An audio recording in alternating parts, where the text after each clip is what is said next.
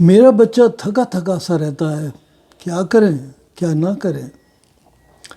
आपने कई बार माता पिता को ये कहते सुना होगा कि मेरा बच्चा अधिकतर बीमार ही रहता है, थका थका सा रहता है, उसे कोई काम करने का जी नहीं करता, कोई इच्छा ही नहीं होती काम करने की। आज हम इसी बात पर विचार करेंगे। मैं doctor Jaysi Lal, child specialist BLK super speciality hospital New Delhi. आप इस चैनल को सब्सक्राइब करें, बेल आइकॉन को प्रेस कर दें और इस वीडियो को फैमिली और फ्रेंड्स के साथ शेयर करें।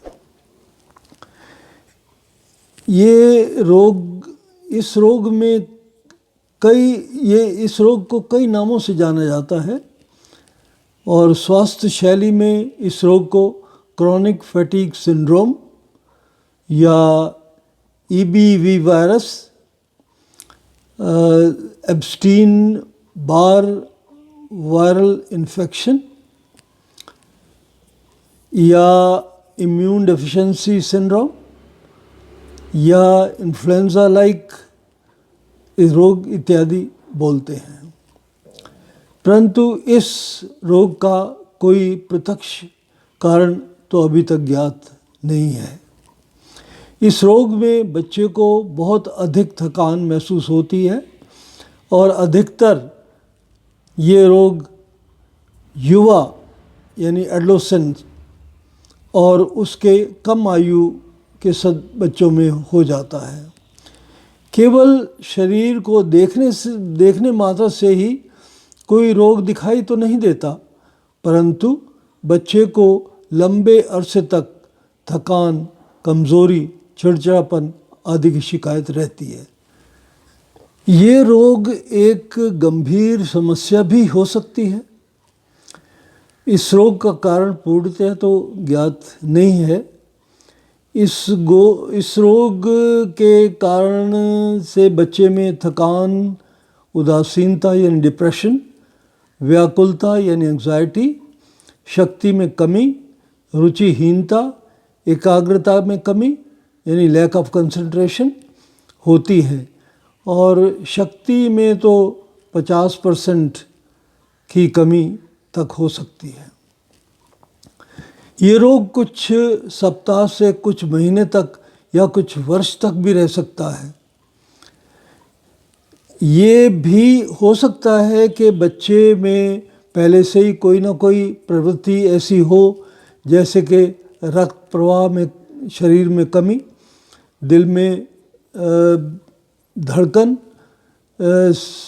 सिर में हल्कापन महसूस करना, मस्तिष्क में कम ऑक्सीजन का प्रवाह होना, प्रतिरोधक शक्ति का कम होना, ये इम्यूनिटी का कम होना या खान पान में एलर्जी होना।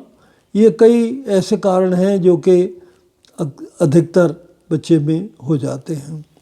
इसके अलावा बच्चे में दिन में अधिक सोने की प्रवृत्ति होती है, शरीर में दर्दें, हल्का बुखार, सिर या गले में दर्द, आँखों में सूखापन और चक्कर आना इत्यादि हो सकता है।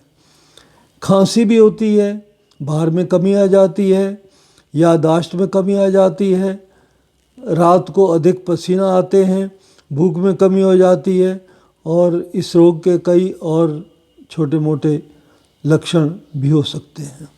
अब ऐसी अवस्था में इस रोग को कुछ जाने पहचाने रोगों की तरह जांच करके अलग किया जा सकता है, जैसे कि hypothyroidism, sleep apnoea, narcolepsy, obesity, साइकोसिस, एनीमिया, एनोरेक्सिया नर्वोसा और under treatment of virus B&C jaundice.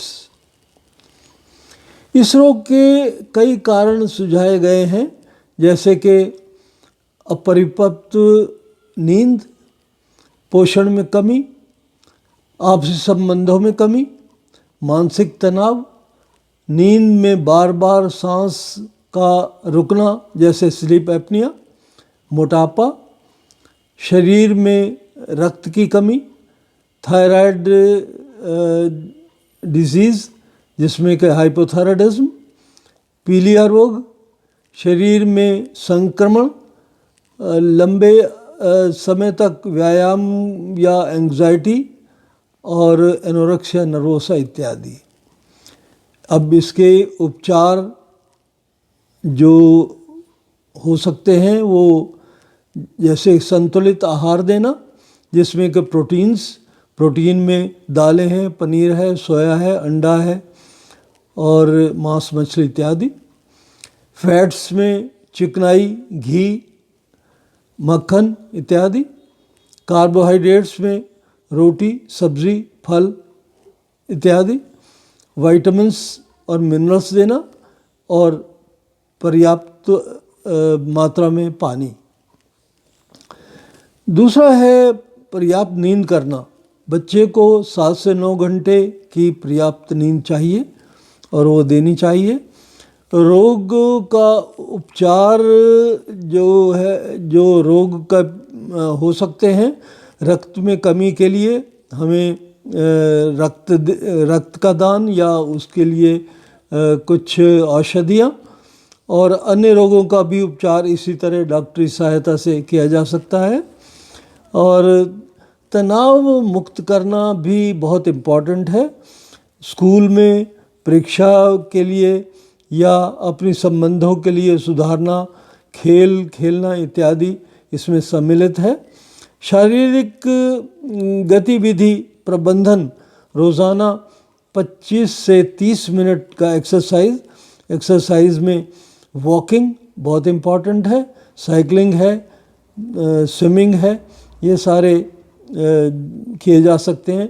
इनको आप 3 पार्ट में भी डिवाइड कर सकते हो, 10 मिनट 10 मिनट 10 मिनट, परंतु 25 से 30 मिनट का एक्सरसाइज इम्पॉर्टेंट है शरीर के लिए प्रतिदिन।